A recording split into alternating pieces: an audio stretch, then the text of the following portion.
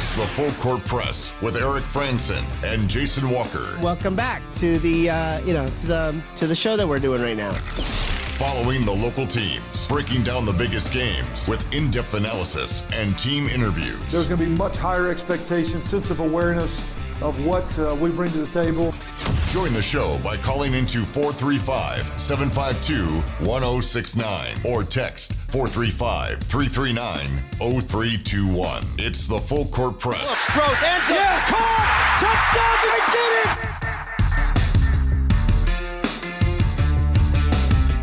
Hey, what's going on, everybody? Eric Franson and Jason Walker here on the Full Court Press. Thanks for tuning in and joining us on a Friday. We made it to Friday. It's the weekend. It's now here. It's a game day Friday. Yes, it is. It's also a game day Thursday for some people. True. That's true. There was an NFL game last night. There was high school football last night. We'll recap some of those things that took place on the football field for both. It was also a pretty exciting day for Utah State Athletics with USU soccer and volleyball with some big wins. So yesterday was a pretty big day, and we'll see if that can continue through the weekend. So today we're going to run down, basically, it's a preview Friday, really. Somewhat of a recap Friday from what happened last night, but there's a couple of Mountain West games on the schedule tonight. There's a bunch more on Saturday.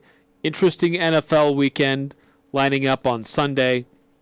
So that's, and of course, if you want to weigh in, if you didn't get a chance to give us your prediction yesterday for the Utah State UNLV matchup, or if you've taken some time to reconsider what you think might happen. Have you reconsidered your pick?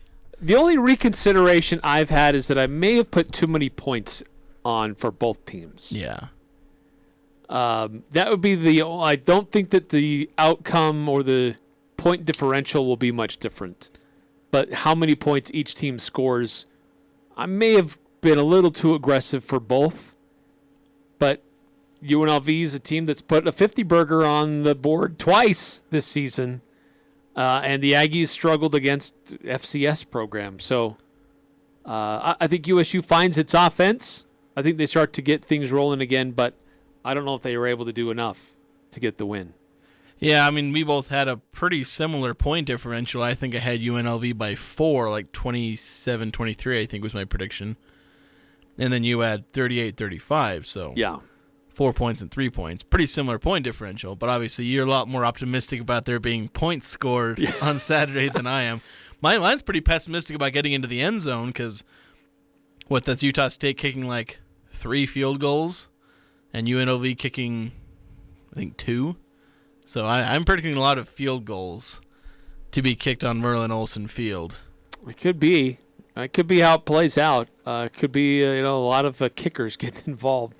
So if you want to weigh in on that or what you saw last night with the high school level, the NFL, what we've got coming up this weekend with your predictions, Full Court Press text line is open, 435-339-0321 to chime in and help us out in things that that are on your mind that you're seeing coming up and how you think they might play out.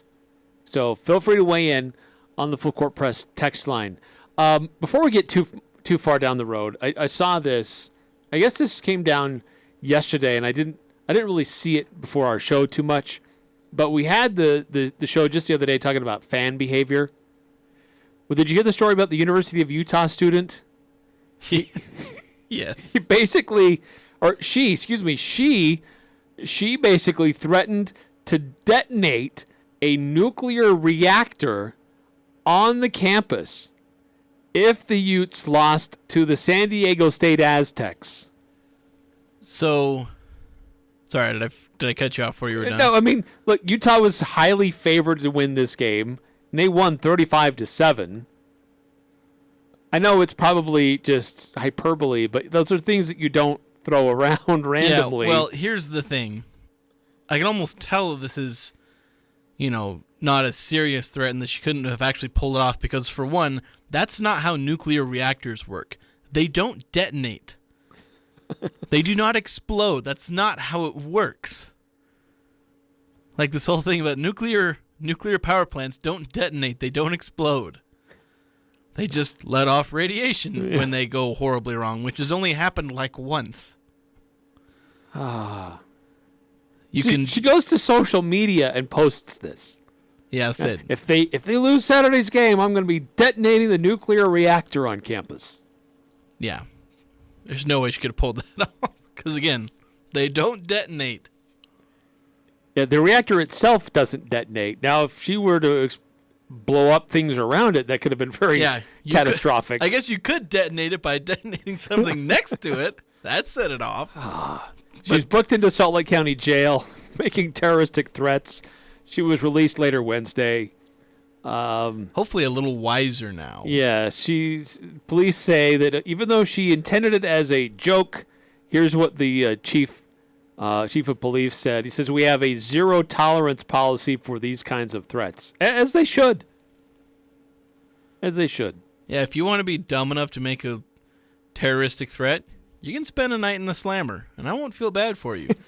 Just like I honestly think when people like Sprint on, go streaking onto the field of professional games, they should spend like a month in jail. Just as a, not that that's, punishment fitting the crime, but mostly just to stop doing it. It's got to send a message to not just the person who did it, but to anyone else who may contemplate doing it. It's like, make it so the and again, I don't know if deterrence, there's scholarly studies on how little deterrence actually seems to work in the criminal justice system, but maybe let's try it. Well, I applaud those who in broadcasting who train the camera away. Yeah. And sometimes you'll hear a commentator saying, "Oh, well, there's somebody on the field, so we're going to focus our attention over here." It's like, oh, okay. But it's even better when they don't even acknowledge it. And like the cameras are turned somewhere else. They're talking about whatever it was they were talking about. And say maybe there's a slight delay. They're working on it, whatever. We're back in action. You don't even acknowledge that somebody came onto the field. Yeah, because then that's the best case scenario. Because then it's less likely to end up on social media. Because that's where with TVs, there's the source of motivation is you get a bunch of attention. That's really your only benefit. Is you get that shining moment of, oh, I'm on the field. Look at me. I'm running away from cops and whatnot.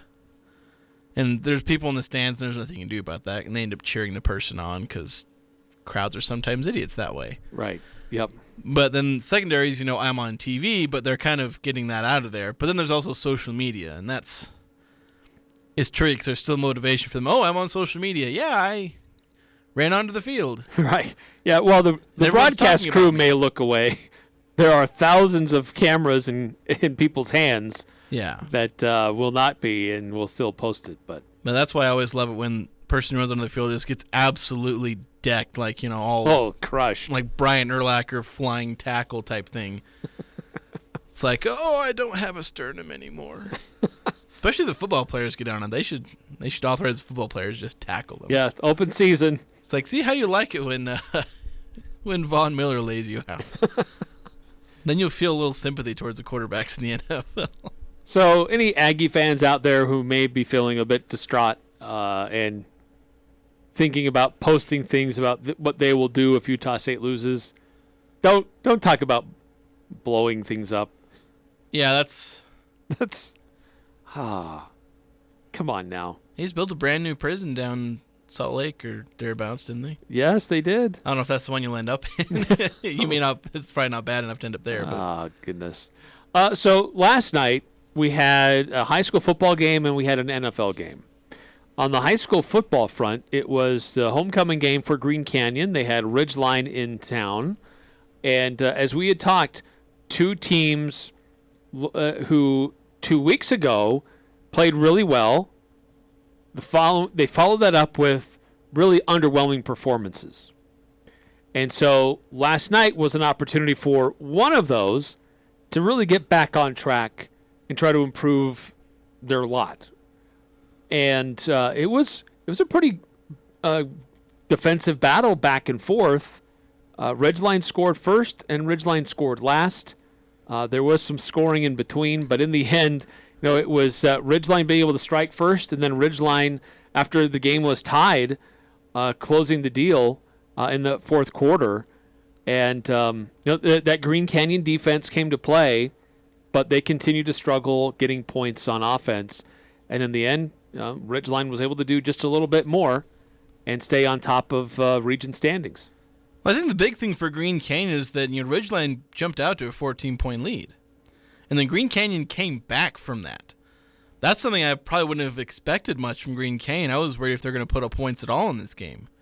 But they did. They tied the game midway through the third quarter. I believe it was a blocked kick. I don't have too many details. Unfortunately, I didn't get to watch the game. But, they tie the game. Ridgeline does end up scoring that final touchdown. But it's a good overall performance, I think, from Green Canyon as far as the scoreboard goes. Somewhat encouraging, where you got some offense going. And you were tight with a Ridgeline team that's probably going to be one of the top two teams in the region. Maybe. We'll see. It's seeming like Skyview and Ridgeline right now. But, you hung with Ridgeline. And I know for a season that's very much going to be a disappointment considering their preseason expectations, they can at least sort of hold their heads higher because they were in this game. Yeah, that's true. I mean, they were able to create opportunities for themselves. They were able to score some points. And that defense has been pretty consistent for them. But I think it also speaks volumes to Ridgeline. Here's a team that's trotting out a true freshman quarterback and has changed their offense in a way to maximize what they can with who they have, and are still finding ways to win. After an embarrassing loss on their field at homecoming, and to turn around and go on the road and get up, watch that go away, and be on the ropes a little bit, then rebound and find a way to pull out the victory in the second half. Is anybody going to have a successful homecoming game? Because Ridgeline's homecoming was spoiled, so was Green Canyon's. I mean, Logan has a chance. Their homecoming's tonight. I don't know about Bear River. I think it's their homecoming tonight. This tonight, and they're hosting Skyview. Yeah. So we might go over 5 on homecomings. I mean, it's on the table. We could go 2 for 3, but Skyview have their homecoming? I think Skyview has had their homecoming. Okay. Well, if it was last week, I guess then. Wait. Well, let's see. Mountain Crest and Skyview had theirs last week, and I believe Skyview had theirs the week before. Well, I guess Mountain Crest won theirs. Okay, so they got 1. And Skyview had theirs when they faced Logan? I think that's correct. On the 9th? I think that's right. I think they had theirs on the 9th. Against Logan. Maybe Mountain Crest might be the only team that could win their homecoming game. Again, Logan certainly got a chance. Bear River, again, we'll talk about, I guess, the chances of these two teams to win. But if we go 1 for 4 on homecomings, that's just a little sad. That's rough. Let's see. Going to our full court press text line, 9315, texting in, darn the luck. No Eric or Jason streaking on the field at the game tomorrow. No, you will not see me streaking. The text line already got on me for, I mentioned once back in 2012, I was part of the student section. And they rushed the field after beating Utah. And they're like, oh, you rushed the field? I was like, yes. Yes, I did. Yes, of course. As if that's something I wouldn't do if I were in the student section. 5338 texting in, when are walk-on tryouts for the Aggie football team? Signed, Chad Powers. Have you seen these little videos? No, I don't think so. Eli Manning gets makeup on, like a bigger nose, big shaggy hair, and shows up to do. Or was Chad Powers? Was that the? Was that Jimmer Fredette? I forget which one, because he tried to do the same thing. The better one was the Eli Manning, and I can't remember his name. He went by, but he was trying to be like a walk-on quarterback at Penn State. It was pretty funny. And so BYU tried to do something similar with Jimmer Fredette, but it was really obvious that he was Jimmer Fredette. Yeah, it's hard to hide his. Yeah, I know. I think Jared Goff did something like that too. He went somewhere and did something like that, where he pretended to use a transfer or something. This is back when he was considered. I mean, of course, any quarterback in the NFL does that anywhere. He's going to look better than the college quarterback. You'll turn some heads. Doesn't matter if you're like considered mediocre in the NFL. You were like an elite quarterback in college. 9310. This broadcast brought to you by the Prison Industrial Complex. 3 square meals a day. Yeah. By the way, speaking of walk-on tryouts, the one tryout I don't know if it wasn't really a tryout. It was the women's basketball team here. They use like a practice team they go against. They bring in male players, and so they sent out a call for, hey, we're looking for, male players to fill out a practice team. And I was like, this is my time to shine. Oh, you did it. You tried it out? I did not. I did not send in my. I don't know if that crosses the lines of professionalism considering my role in the media. Plus, I'm way too out of shape to do that right now. Maybe if I got into a bit more shape, I could at least get up and down the floor and give their post players some work, because that's how I play. give them training, trying to not get back down by a 300-pound man. So you get practice in post defense, but I've seen the guys they bring in for their practice squads, and they're better than I am, like a lot. Well, that's when you get to that level and you watch their skill, it's like, whoa, wow. Yeah, they're much better. The women's team is much better than you think they are. You don't just beat them just by being men. That's not how that works. I couldn't walk out there and just by being an okay male basketball player dominate them, because they're better at basketball than I am. Even if you account for, physical differences, it doesn't help that much. No. 435-339-0321 if you want to weigh in. So last night it was Ridgeline beating Green Canyon 21-14. So Ridgeline will likely still be the top-rated team in RPI from Region 11, because they went from 2 to 4. Not a big drop after they lost to Skyview last week. I don't know that they're necessarily going to move up a whole lot, because Green Canyon has struggled this year, so it's not really a big quality win for them on their resume. But it'd more be if someone at 2 or 3 loses, kind of like what Ridgeline did. Right. They might jump up a spot or two, depending on what the teams above them do. So there are 2 games going on tonight, and there are 3 ways to follow. It's always fun. Actually, there's more than just 3 ways to follow along, if I'm being honest. There's like 4 radio stations. Yeah, there's a bunch of radio stations. 2 or 3 streams. So let's start out with the Bear River game. Skyview is at Bear River. Everybody's 1-1 until last night. Now Ridgeline is 2-1. Green Canyon is 1-2, but everybody else is still 1-1 in region play. So there's a lot still at play here for these teams to move up and further solidify their positions.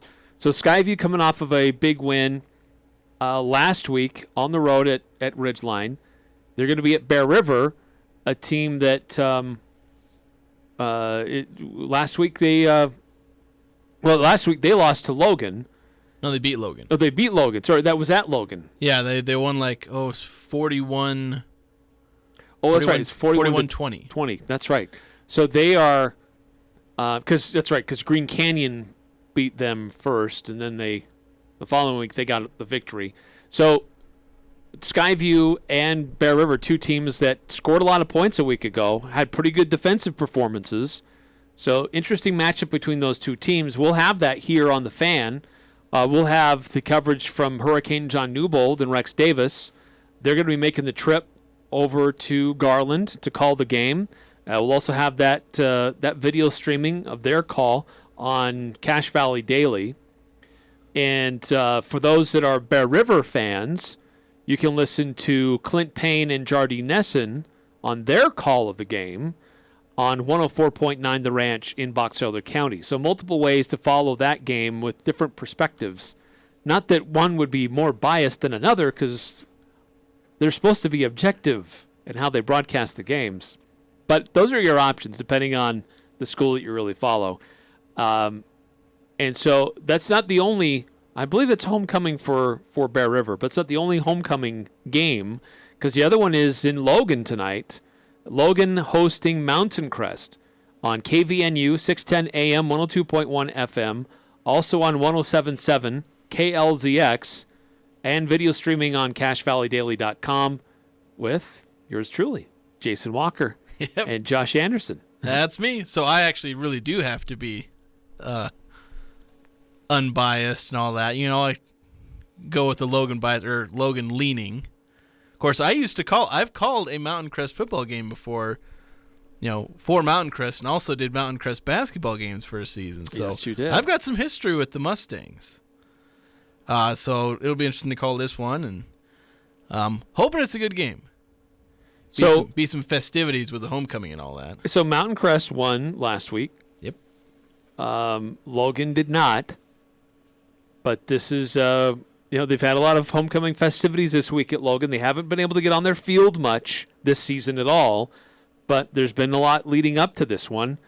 This could be an interesting showdown where that Mountain Crest defense is the real deal. And if their offense isn't very explosive, but for Logan, it's been a little bit up and down lately with what they can do both offensively and defensively.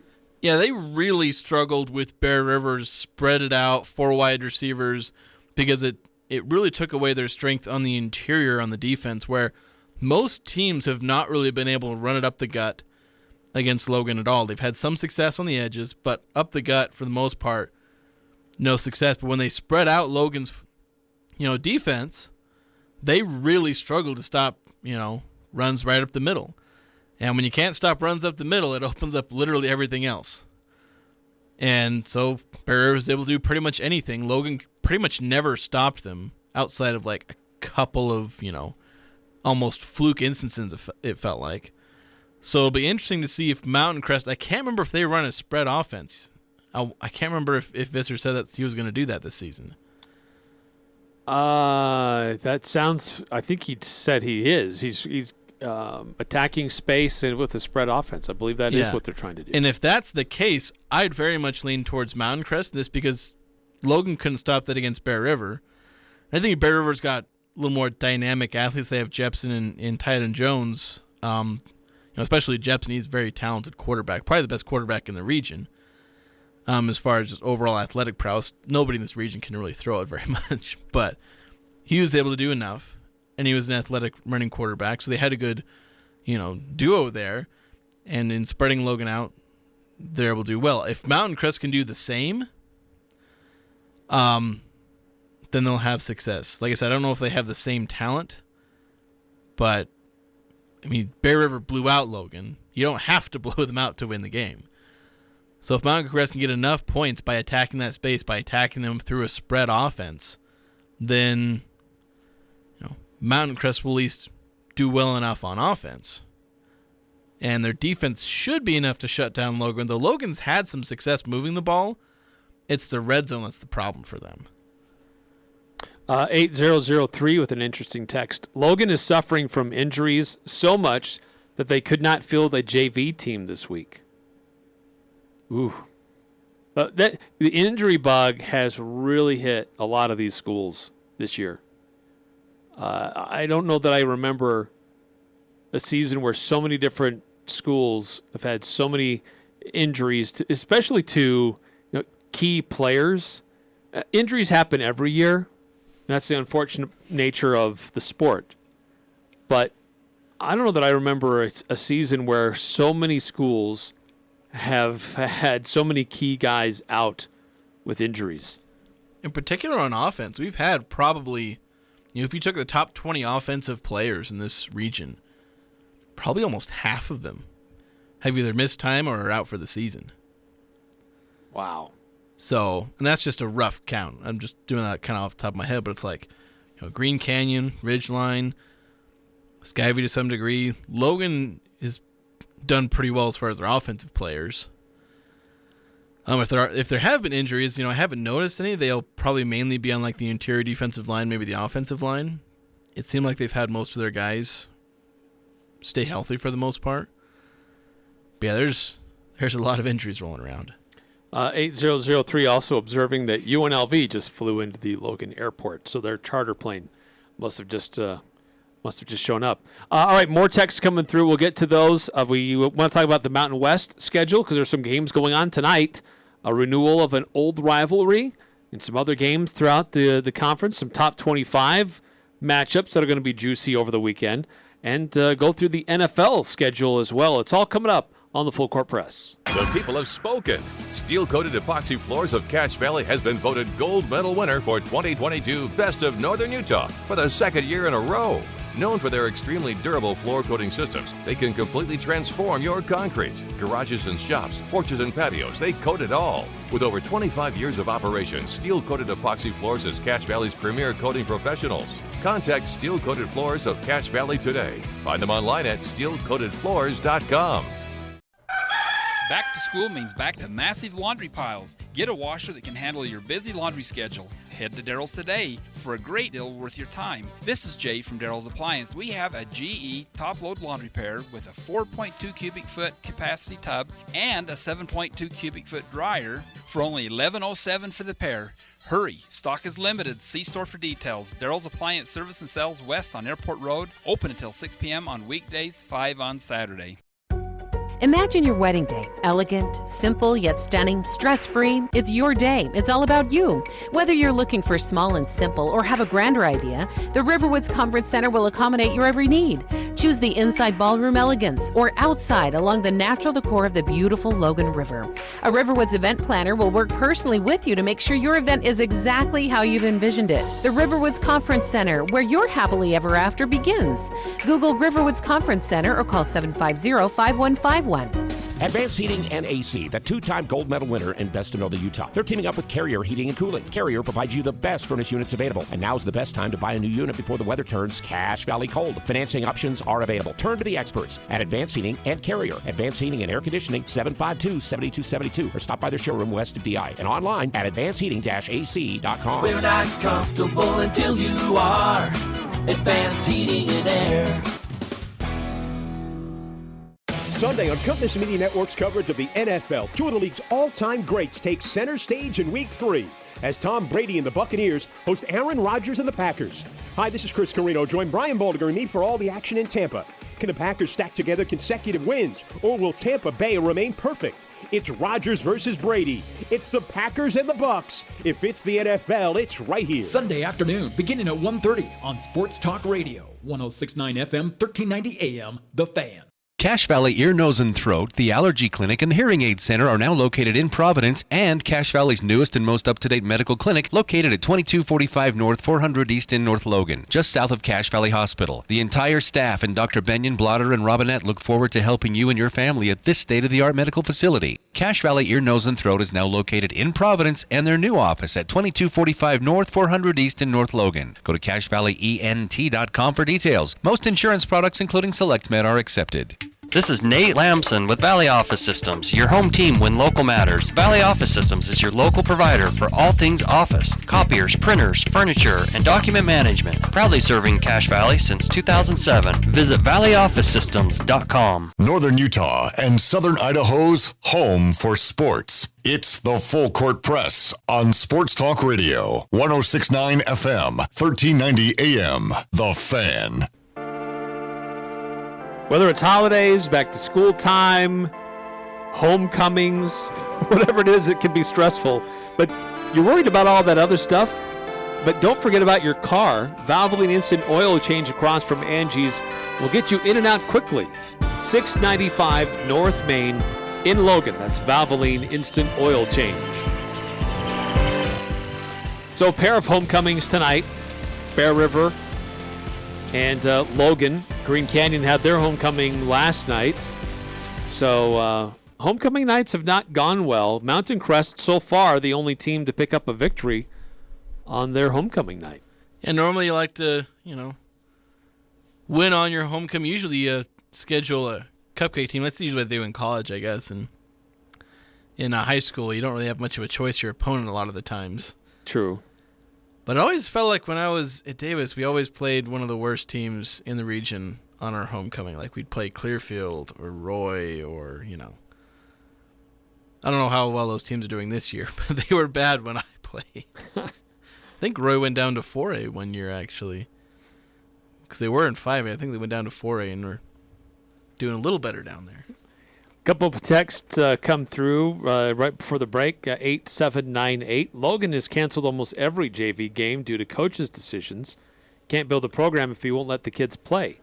I think it has something to do with depth. I've talked with Coach Bowen a little bit. Not as much the last couple of weeks, but early on, there's, they don't have a very big team, and one of the biggest, indications of not having a big team is they have one varsity quarterback. They don't have a backup quarterback on their team, not one that dresses. So maybe they've got one for JV. Like I said, they don't have a very deep team. It's I know a problem. Over the last several years, Logan has struggled with getting the youth participation in their program, their pipeline, and that's I don't think that's fair to put that all on Coach Bowen for that reason. Yeah. Well, again, they're working with different demographics in different parts of the valley, and so it can be tricky. The situations change, and sometimes some demographics don't, participate much in football. It's just the way it is. So tonight we've got a couple of Mountain West Conference games on the schedule. One will be kicking off just as we get off the air at 6 o'clock on FS1, Nevada at Air Force. I've been seeing some things just this afternoon that Nevada has been very coy about talking about any injuries to their roster or players on their roster. But there has been a lot of rumor that there is a pretty significant number of Nevada players who are hurt and will not be able to play tonight against the Falcons, but the team's not announcing it until game time. Air Force favored by 24, and that may be generous. So even if Nevada was fully healthy, you'd probably have a 20-point spread. That's probably true. Because that doesn't change my opinion of this game at all. The number of Nevada players that can be injured. Half the roster could be injured. It's like, all right, Air Force probably still winning this. Of course, I gave Air Force all 16 points against Wyoming, and they blew that one. Yeah, that's true. Granted, it was at Wyoming. It's a little different where it's at Air Force this time. So, this probably won't be that interesting of a game, even though I think it's the only it's one of a couple interconference matchups this week. One of two.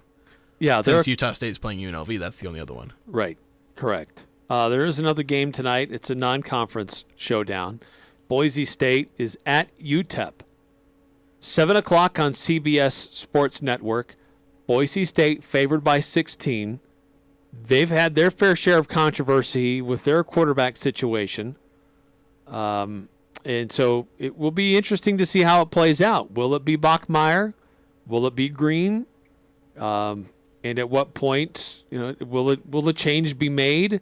Or will Bachmeier be the guy that is in there under center for the full game? UTEP's not that great. No. They're 1-3. Boise's favored by 16. How did UTEP get Boise State to come to UTEP? That's a really good question. Like, I'm looking at that, like, wait a minute. At UTEP? How? Not even Utah State would go to UTEP. That's a fair question. That's a really fair question. Yeah, I don't know. You must have some pictures of an old athletic director or something. I don't know how that works. Excuse me, you're going to come to UTEP. Yes. Or the whole world will see this. So, a bunch of other games on Saturday. Toledo is at San Diego State. Aztecs quarterback is leaving the program. So, talk about controversy at the quarterback position in this conference this year. That's a different kind of controversy. Yeah. When your quarterback's quitting the team. Well, I don't know if he was the primary starter at the beginning.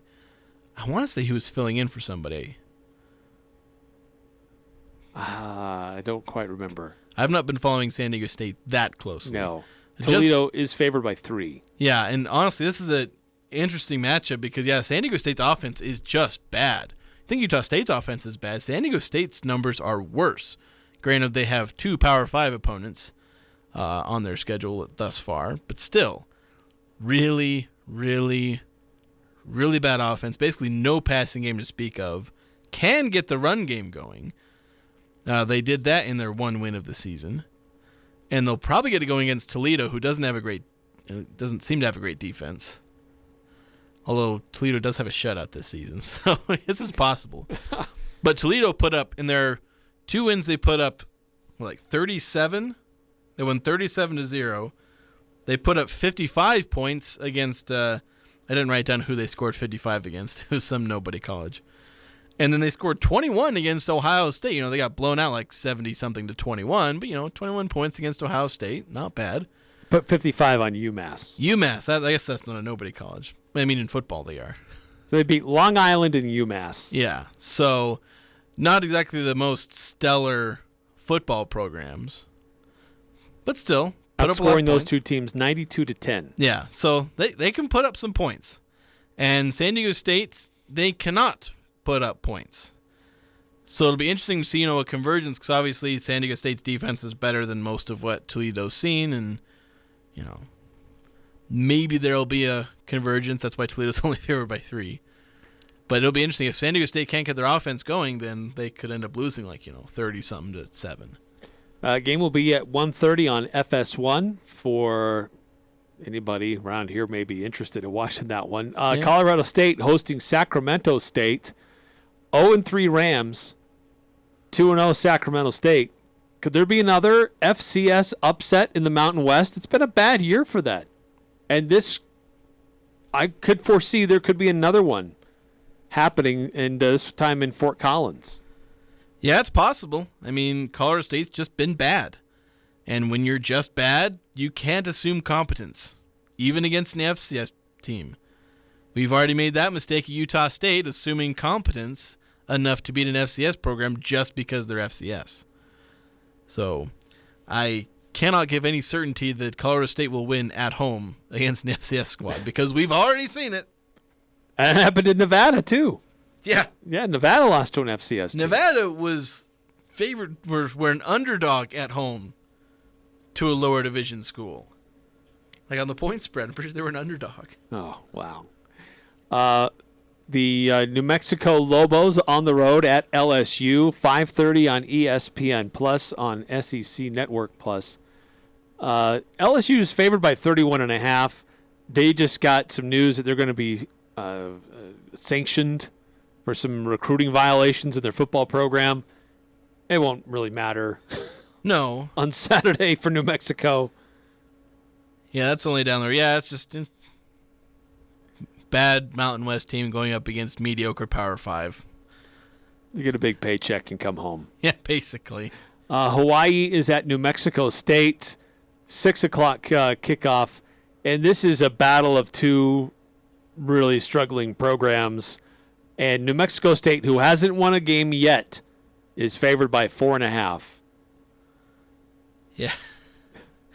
This is the game they show in the prison. This is to all the streaking fans. They make them watch this game. Pillow fight matchup. Yeah. Two bottom 10 teams playing each other. This is the game you watch because it's the only one you can get a signal for.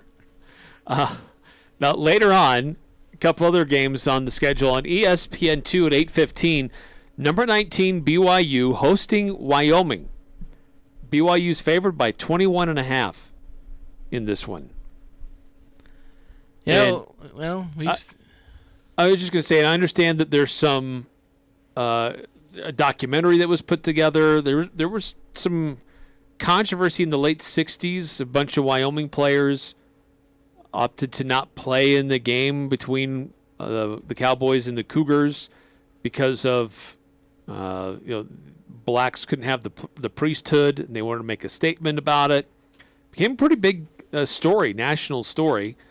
But I understand that BYU has been doing some things this week to really recognize those players at Wyoming who did that, who stood up for that. And there was a documentary that's been produced that's been shown on campus about those events of that game and some of the ramifications that followed. Well, that's something I wasn't aware of, so learned something new. Very interesting. But this is... it's so hard for me to figure out Wyoming this year, though. Yeah, it is. On the field there, they started out really bad, played pretty good, got a pretty good upset against Air Force. So, like, are they on a roll? Granted, they play a lot better at home than they usually do on the road. Of course, I say that, and they beat Utah State in Logan last year, but I digress. Yes. Could they beat BYU? Who knows? It's so tricky because Wyoming has this tendency in many instances of just playing way above their heads. Saw it last year when they beat Utah State. Saw it this year when they beat Air Force, or at least if Air Force is as good as we think they are, they've kind of done that. Because they're just a team that seems to do that. Like in 2018 when Utah State was really good, Wyoming played them super tough. They just sometimes do that. Yeah, and we've seen Andrew Peasley. There's a roller coaster ride with Andrew Peasley as your quarterback. Early in the season, he really struggled to get any kind of completions, and there were choruses of upset fans in Laramie if he was the right guy, and then he follows it up with a great performance, and then he beats Air Force. And so we know that he was the winning quarterback for the Aggies when they beat Air Force a year ago. Does that translate to being able to beat BYU on their turf? Probably not. And this was a BYU team that will be smarting after the way they got embarrassed in Eugene, Oregon last week. Yeah. And maybe the key for Wyoming will just be trying to punch BYU in the mouth. BYU didn't respond well to that when they played Oregon. If Peasley can just kind of go nuts, Peasley's the right kind of quarterback to just randomly pull a really big game out of nowhere. When you're that athletic and you've got a good arm like Peasley does, you just have those games sometimes. You also have the real stinkers like he's had, but he's capable of doing some special things. And so it's just like, roll the dice and see what you get. So, again, that's 8:15 on ESPN2. And then to cap it off in the Mountain West, at 8:30 on CBS Sports Network, it's San Jose State hosting Western Michigan. The Spartans favored by 7. And it would really help the Mountain West if, they could do well. We don't need a team from the Mountain West losing to a directional Michigan school. No.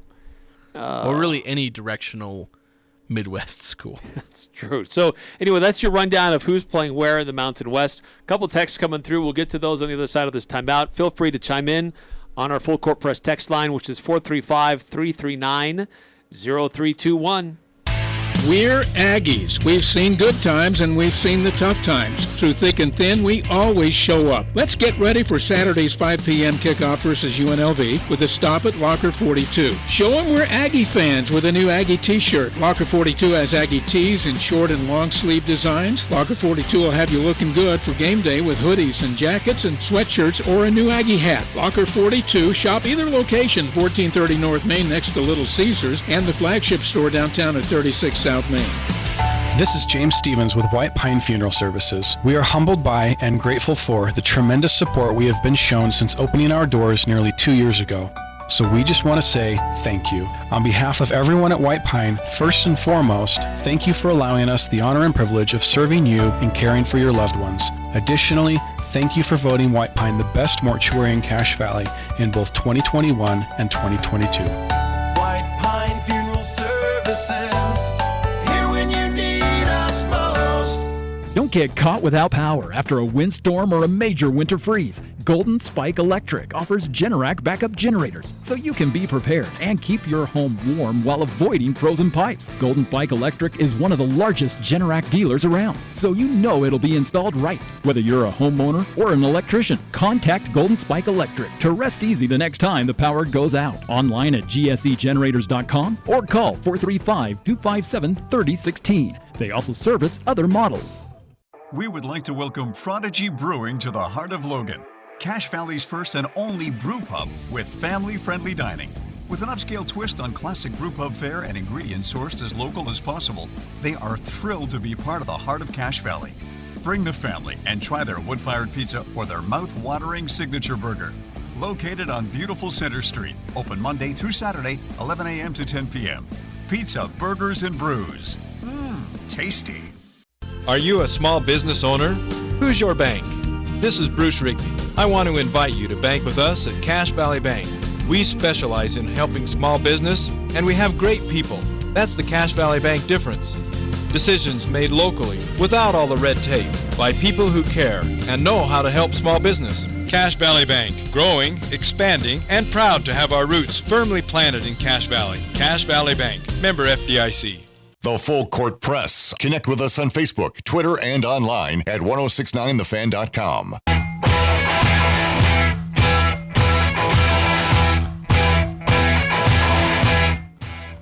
Hey, be sure to join KVNU Game Day at Prodigy Brewing on Saturday.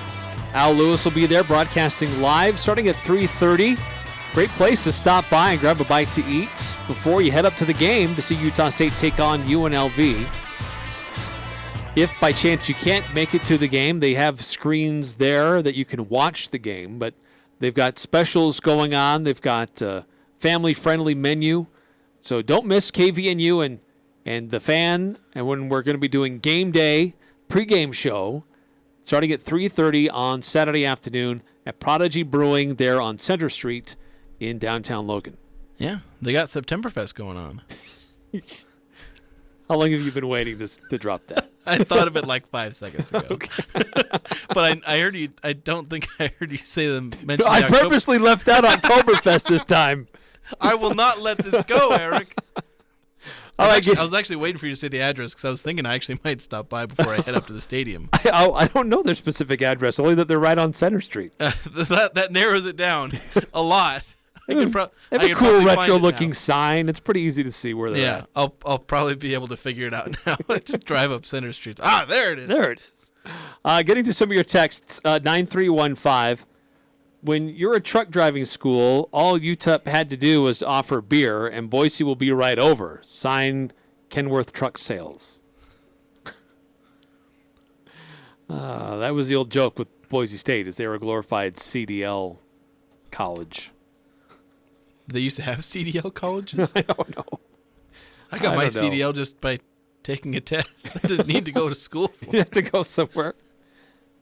I got to wonder that this was like, we'll play 2 games in Boise if you'll give us a return trip in El Paso. That might be. I started trying to do some research, and I didn't find anything initially, so maybe I'll have to do more of that. I just typed into Google, why is Boise State playing at UTEP? That didn't yield too many results. Google did not give you a fair answer. No, it which didn't. A lot of people are probably wondering as well. It just gave me a bunch of how to watch Utah State how to watch Boise State play UTEP. That's all the results I got. 6543 texting in. Please explain the transfer portal to me. Can you transfer all year long? I'm asking because of the BYU tight end. Yeah, kind of a shocking development in Provo that a backup tight end just kind of out of nowhere announced that he wanted to transfer and caught coaches by surprise, teammates by surprise. And what's weird is now they've now instituted specific windows for transfer portals for players to officially enter the portal and be able to be contacted by other teams. However, what we're seeing is that players are still saying, like we saw in San Diego, we've seen this in Colorado State, and now we're seeing it in BYU. Players are still saying, "Well, I'm done here. I'm doing this anymore, so I'm open." Now, nobody can contact them. They can't, they're not supposed to go contact anybody else. So the official transfer window isn't supposed to be open until, what is it, like early December? Yeah, sometime I think just after the regular season. Yeah. So a player can still declare they're going to the portal, but basically they're telling them that they're quitting on their teammates and they're pulling themselves out of the rotation until that time, which that just seems weird to me. Yeah, because it felt like the window was going to prevent this kind of public "I quit," because you were getting that a lot. Yeah. It was becoming rampant. Devin Tompkins basically did that at Utah State. He eventually came back, but but he didn't do it mid-season. Yeah, well, he stopped playing mid-season. He wasn't on the team for the last couple of games. He wasn't even playing during Utah State's win against New Mexico. He was still around, but he basically quit the team and was saying, "I'm going to transfer." Because I believe he sent out a tweet mid-season saying, I'm out. And so we've had a lot of these, pretty much almost really any university probably saw something of it in the last few years. Somebody just saying, mid-season, I quit, I'm transferring. And they could transfer right away, or at least start looking. Right. And I was really liking these transfer windows as far as just trying to get that out of the sport. Like, you don't want to see that. Obviously, you can make the decision mid-season, but just kind of play it out, wait it out, and then transfer at the end of the season. At least show some commitment. Well, you're not building a resume. I mean, you're not showing what you can do on film, and you're just all of a sudden backing out and walking away.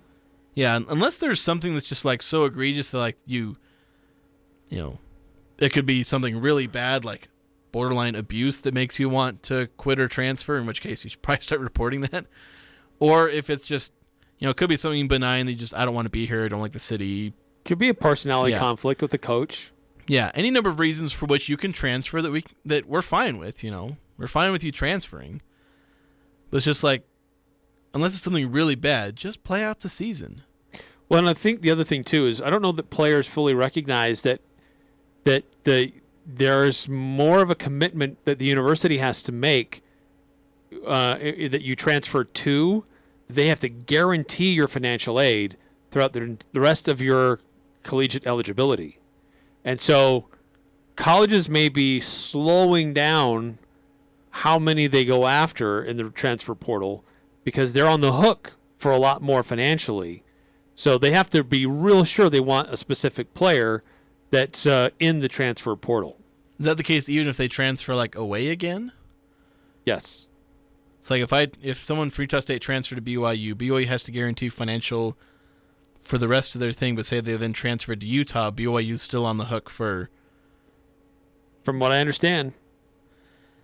Yeah, and the one thing, actually, and I noticed this, people have been posting numbers about how many transfers, actually end up going somewhere.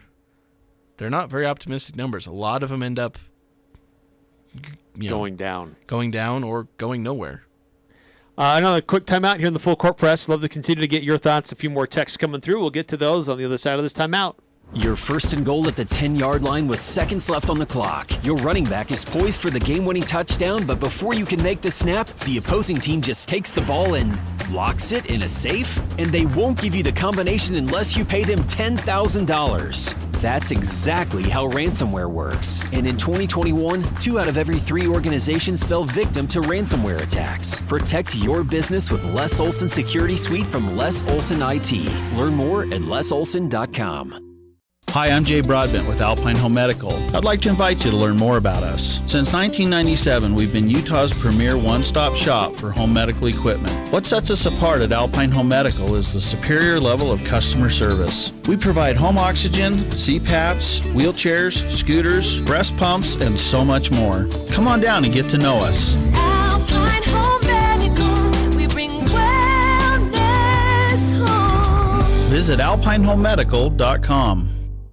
With rising gas prices, there's never been a better time than now to go electric. Come to Murdoch Volkswagen and see what all the hype is about when you test drive the new 2022 ID4. With a range of just under 300 miles, the ID4 has all the latest technology, including a digital dash, remote access, adaptive cruise, and blind spot monitoring. Come in and take a test drive and reserve your brand new electric ID4 today. When you walk through our doors, you feel like family. At Murdoch Volkswagen in Logan or online at murdochvw.com. Call 866-628-3065 or see dealer for complete details. Offer expires 10/1/22. I'm Nate Kreckman. This week in the Mountain West, make it 3 straight wins for Wyoming, the hottest team in the conference after knocking off Air Force. We talked to the voice of the Cowboys, Reese Monaco. Plus, UNLV looking like this is the best Rebel team in years. Their head coach, Marcus Arroyo, joins the show. It's all this week here on the Mountain West Radio Network. Friday afternoon during the Full Court Press on Sports Talk Radio 106.9 FM, 1390 AM, The Fan. Talking the sports you care about. The Full Court Press on Sports Talk Radio 106.9 FM, 1390 AM, The Fan. Hey, when you buy Napa Auto Parts, you're getting the best So when you pull into one of the 5 locally owned Preston and Providence Napa stores, they not only make sure you get the right battery or wiper blades, they can even help you install it. That's Napa Auto Parts, and they sponsor the Dan Patrick Above the Noise segment. A couple more texts coming through here we want to get to before they close up the first hour.